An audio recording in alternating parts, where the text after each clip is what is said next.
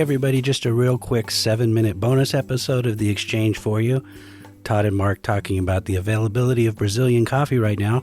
I won't be closing the episode like I usually do, so let me just say now The Exchange, brought to you by Kavoya Specialty Coffee, is hosted by Mark Inman and Todd Mackey and produced by me, Mike Ferguson. Our theme music for this special bonus short is Brazil Cafe by Serge Credado. And now, here they are for just a few minutes, Mark and Todd. Friends, listeners, all who tune into The Exchange, special report. I was in a meeting earlier today in the fair city of Providence, Rhode Island, where a team from Kavoya Specialty Coffee was meeting and discussing market challenges and opportunities. Lo and behold, my friend and yours, Mark Inman, my esteemed co-host, said the market is light. Fruit fixing. Of Brazil. Brazil is light in the market. Yes. And here we are.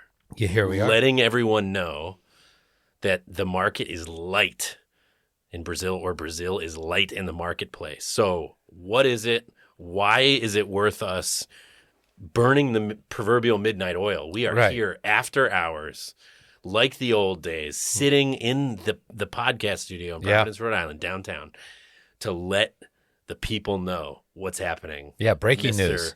Mosciano Market. Hit us with it. Well, we've had an issue in the in Brazil over the past, I would say, 6 months, where what's been propping the market up has been this constant news of drought in Brazil. Everyone's like, there's no rain, and accounts are like looking at their weather apps now, seeing that is there going to be rain in Brazil, and rain has come in not numbers that they wanted, and it has been late.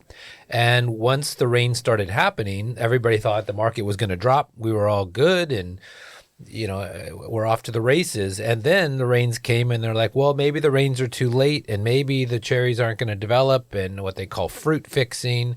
And so, when this stuff happens, a lot of people would accuse Brazil of manipulating news to put their coffee at a price advantage.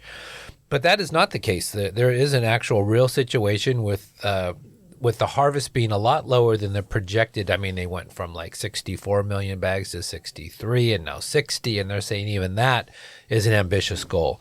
So we are truly looking at a situation where we are going to be light in the market of Brazil, and Brazilian coffees are going to be very hard to come by leading into the first half of 2025 is what it looks like. Yeah, but is this, sorry, Mark, this is sort of a twofold issue, because you're talking about the market pricing, which, we've seen in the last 10 business days, 8 business days. Right. A rally of almost 40 cents. Yeah, and we closed, if I'm not mistaken, above 280 for the March terminal month.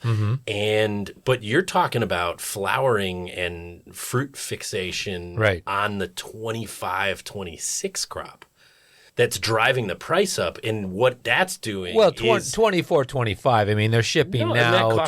That coffee's already prepared and is trying to go to pour, right? Yeah. But what's happening is the farmers who are still stocking this year's coffee are waiting to see if the market will continue to appreciate. Isn't that a big factor right now? That's part of it. Yes, that is part of it. But there's also a competing fear of their obligations, their current obligations to deliver coffee, and whether they have enough to meet that demand. Got it. So there's two problems happening simultaneously, which in the big picture means a very dicey situation for the coming months in Brazil specifically. We're talking about. Sure. Yeah. But it matters because your numbers earlier put Brazil in the, roughly third, producing and shipping about a third of the world's global coffee supply. Right.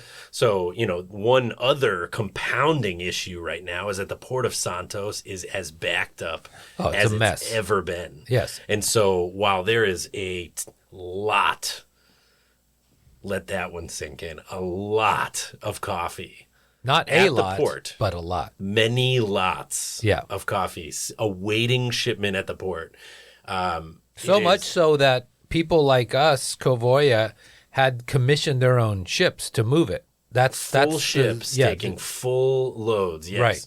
So this is like we're seeing a delay in the delivery of coffee that is already purchased. Yes. We're seeing a run up in pricing and Yep. differentials for, again, just separate from the futures market that we were just lightly touching on. Mm-hmm. We're seeing a run up in differentials, and then simultaneously we're seeing an appreciation continuing Right. in the market because of these forecasts and the unknowns of this crop incoming. Right. So it is a pretty interesting time, and so I thought it was a beautiful image. You know, you being such a huge fan of Brazilian coffee, I thought you were saying something to the effect of Brazil is a light in the marketplace. Right? Yeah, not like not a shining light. not a beacon, no. But what a lot of traders might say is that is certainly the spot market here today in North America is short Brazil coffee. Oh, There are you a can lot of see it. suppliers that Yes. are out of Brazilian coffee. And good news, listeners, This is the breaking news part here.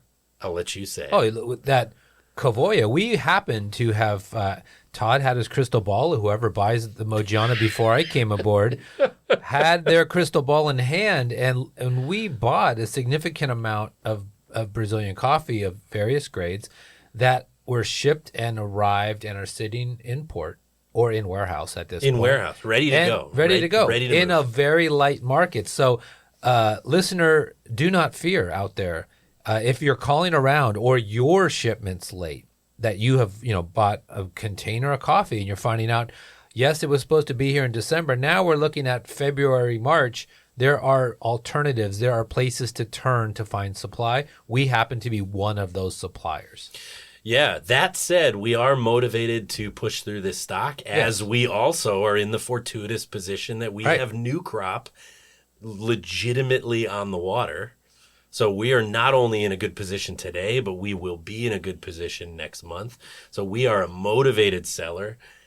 Give us a call. And I know we're at the holidays, Todd, so I would say we don't feel like being Mr. Scrooge this year. Not and a just chance. holding on to it and Not a hoarding chance. it. Not a chance. No, we want to freely share with a trade that could be in crisis right now. So we'll leave it there, and we are here waiting for your call. And we'll keep you updated. Okay, that was 8 minutes. Sorry.